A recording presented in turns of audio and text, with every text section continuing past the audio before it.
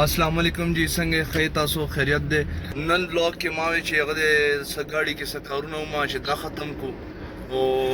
فرست کار دا او چې کوم یو پیپرینګ کار او سټیکرینګ هغه هم پکې وکړو او دویم کار دا او چې سی ان جی چې کوم دی هغه لیکولو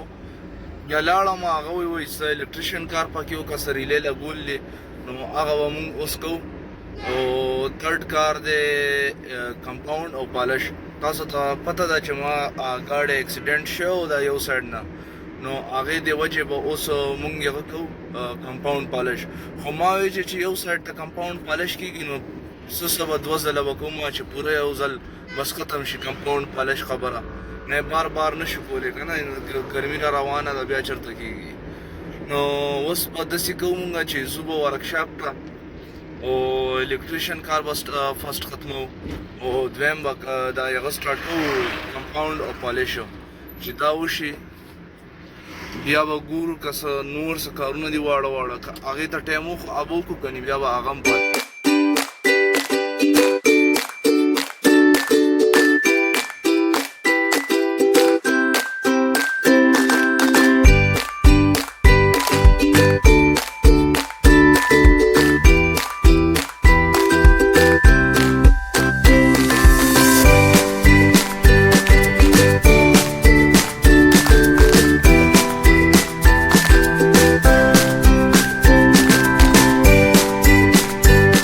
دا ټایم دیګه باندې رګمال سٹارټ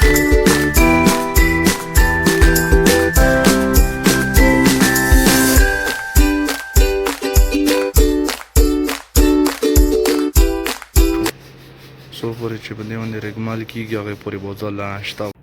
ناشتې ټایم شو زما ناشته پراټا کړي پکوړه او چټني او چیره روانه ده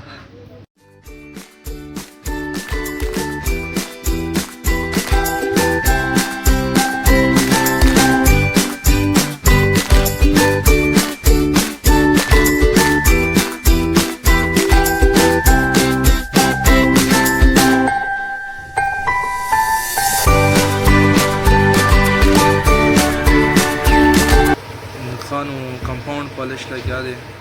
یو فینډر وشو او تقریبا دروازې کې چې کس لګیا و بجلی لاړه اوس موږ به بجلي ته ویټ کوو چې بجلی راشي نو دوباره به کار سټارټ کوو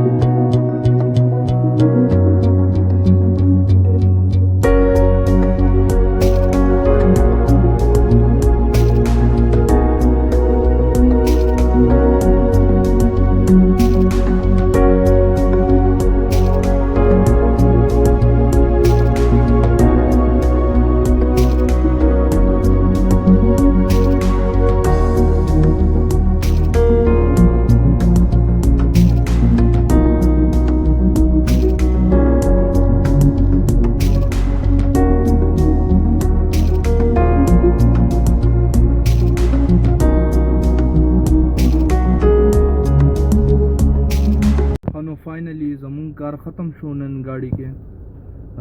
ډیګي لوک هم ټیک شو دا ریلې هم ولګېدله بیا کمپاوند پالش رګمال ارسو شو کار ختم انشاءالله نیکسٹ ویډیو کې اور ملاویږو ډېره مهرباني بھائی الله حافظ بای بای